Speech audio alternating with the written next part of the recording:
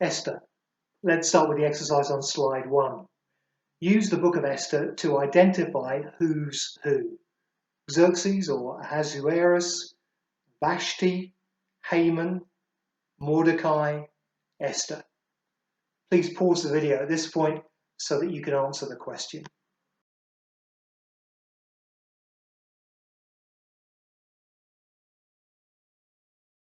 Use the book of Esther to identify who's who. First of all, Xerxes or Ahasuerus, as he's also known, well, he's the Persian king. Vashti, she's the king's disgraced queen. Haman, he's the villain of the piece and the king's highest official. Mordecai, he's a Jew from the tribe of Benjamin and a lesser court official. And then finally, Esther. She's Mordecai's cousin, who providentially becomes queen. Introduction.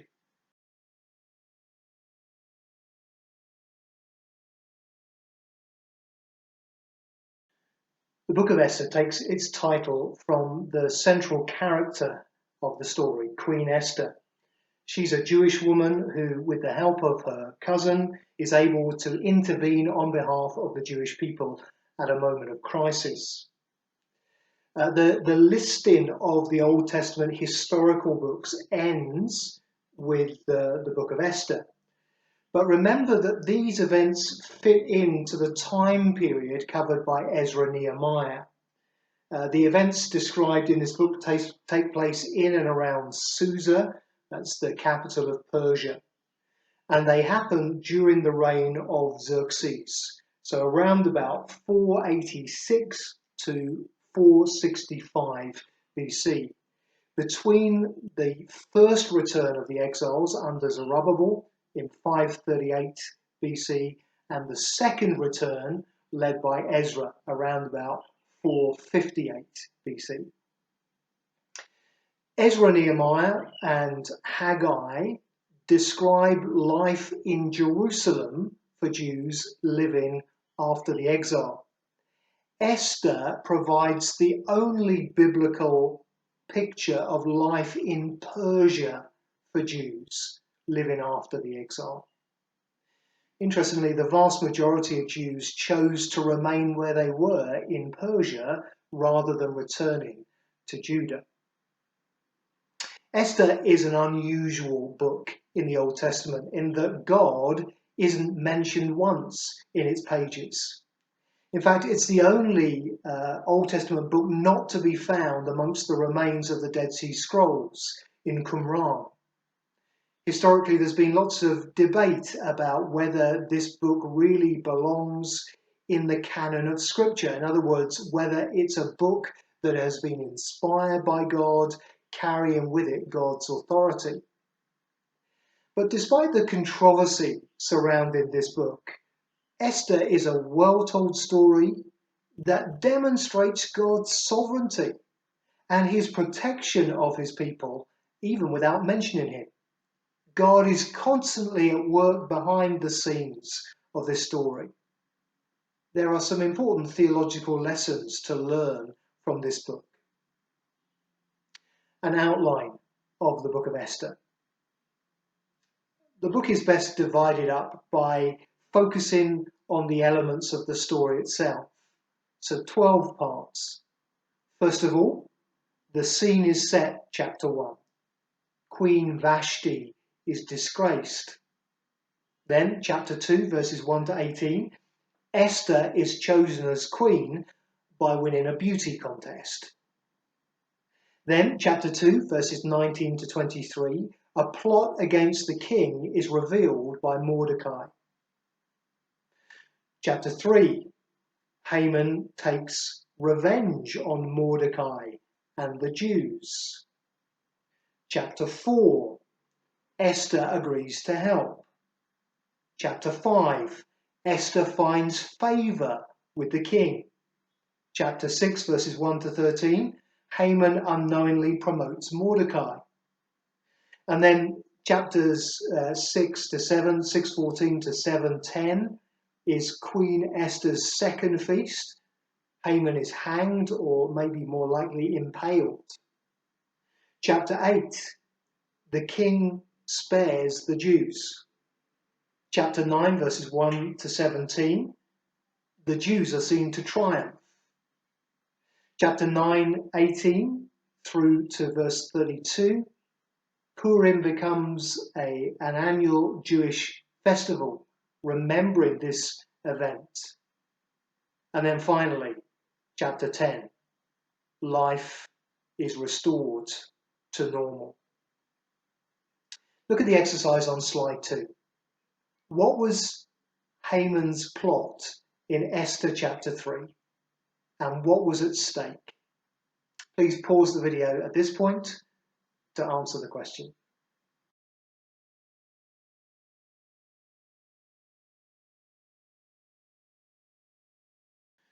What was Haman's plot in Esther 3?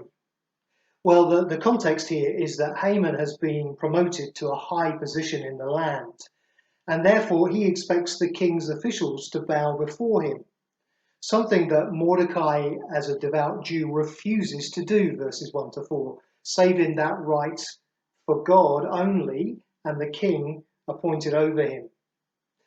Haman is livid, verse 5, and his anger isn't only directed at Mordecai, but all of Mordecai's people, the Jews. He looks for a way to have all of the Jews in the Persian Empire killed, verse 6. A day and a month is chosen, verse 7, and then Haman swings his evil plan into action. He goes to the king and informs him that the Jewish people throughout the empire were keeping themselves separate from the rest of the people. They refused to obey the king's laws, verses 8 to 9. He tells the king that they shouldn't be tolerated. Haman advises that the king give the order to destroy the Jewish people throughout the empire. He even offers to make an extremely generous donation to the royal treasury to smooth the way. As well as being a very powerful man, he was obviously also a very rich man. The king rejects the financial incentive, but gives Haman his full authority to deal with the Jews as he wished, verses 10 to 11.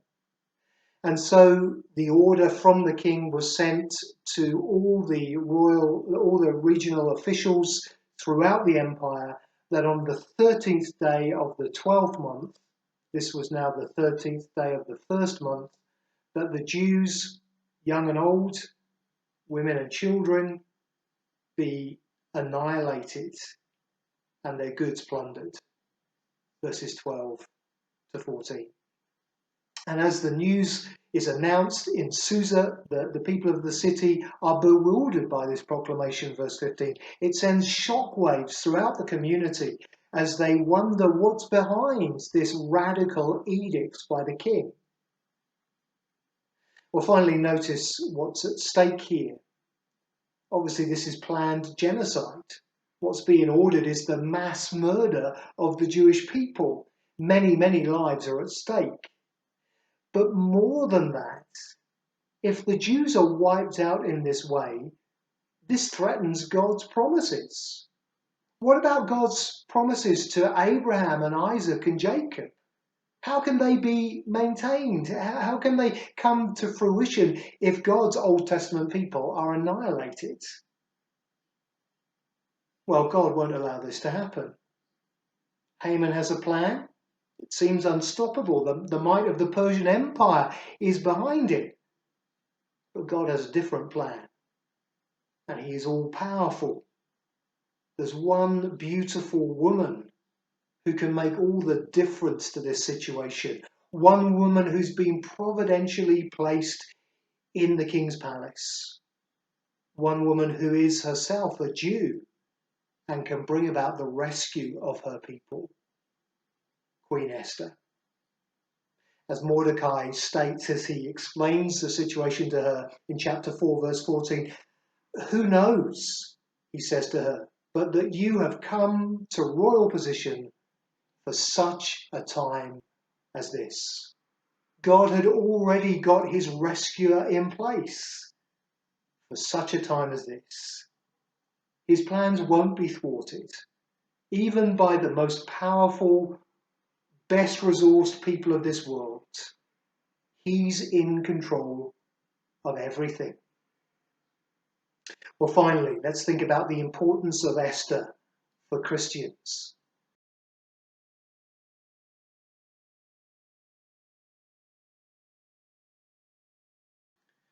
Obviously, this book gives us the background to the Jewish festival of Purim. But more than that, in this story, we see human responsibility alongside divine providence. Esther must act to save her people, but God is in control. We must remember as Christians that those same dynamics are true in our lives as well, in prayer, in our everyday lives, in mission, even in God's choice of us as his people. Believing that God is sovereign doesn't mean that we as Christians have no obligation to do what we know to be right. So we see divine sovereignty and human responsibility together in this story. This story of Haman's hatred of Mordecai highlights the hostility between Jews and Gentiles, a hostility that would be finally and ultimately dealt with in the gospel of Jesus. It also illustrates the hatred of the world at times for those who follow Jesus. As we look at this story, we see that God uses one woman to change the destiny of a nation. Who'd have thought that this young Jewish woman would prevail over this rich and powerful official? It reminds us, as the New Testament says, that God chooses the weak things of the world to shame the strong. God can use the seemingly insignificant, even us, insignificant Christians, and he can use us to do great things in his kingdom for his glory. But finally, as we look at this story, we see that God was working behind the scenes in Esther's life to bring about this great rescue. He brought her to this royal position for such a time as this. God's timing is perfect. His plans won't be thwarted by evil. And the perfect timing of this rescue reminds us of the perfect timing of an even greater rescue. God sending Jesus from heaven to rescue the people of the world from their sin. The New Testament tells us that when the set time had fully come, God sent his Son to rescue us. You see, we must never doubt the fact that God is working behind the scenes of history and that his timing is perfect and that his plans are coming to completion.